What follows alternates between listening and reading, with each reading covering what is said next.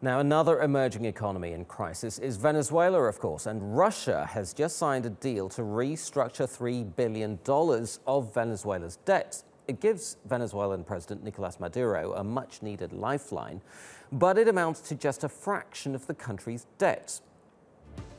So estimates of how much Venezuela owes foreign investors range from $100 billion to $150 billion.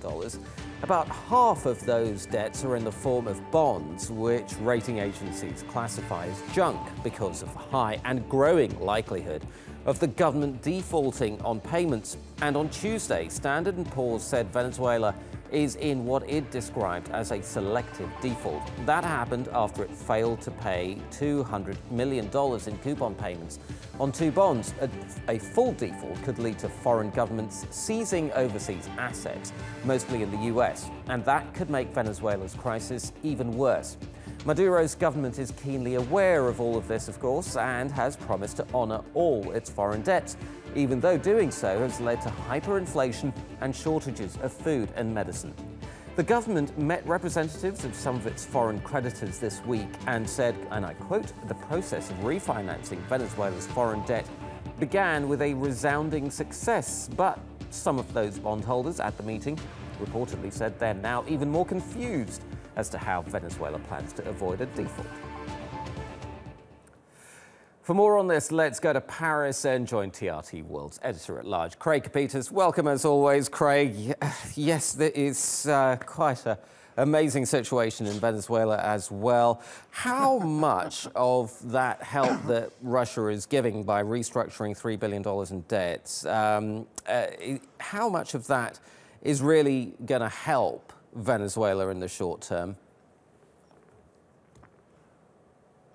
It's not going to help Venezuela at all. But let me assuage your confusion and the confusion of the markets. Look, this is the third time since last year that Russia has come to Venezuela's aid when Caracas has been in, financial trouble.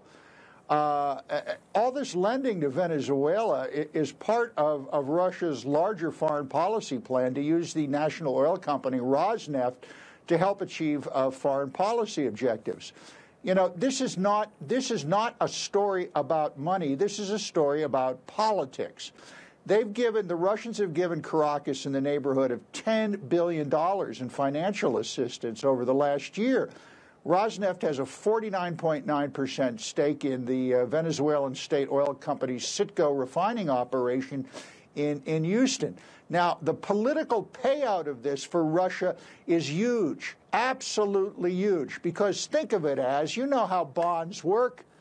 The vultures come in when the price gets really low. How many pennies you're going to get on a dollar? It's almost to 20, and the vultures think they're going to come in. I'm going to tell you what's going to happen. The bears are going to come in, the Russian bears.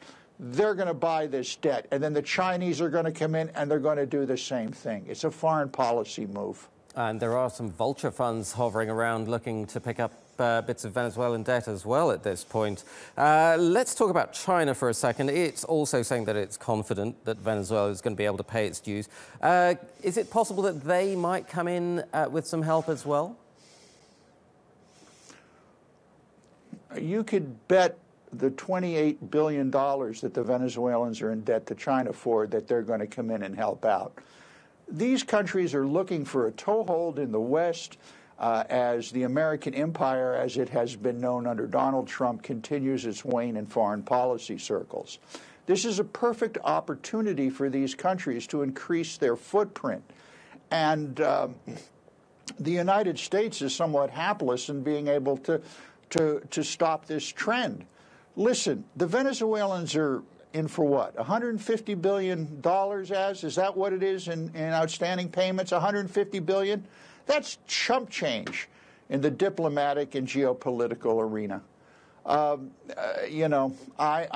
think this is completely a political machination that just happens to involve dollars and cents. Indeed. Craig Copetas in Paris. Thank you so much.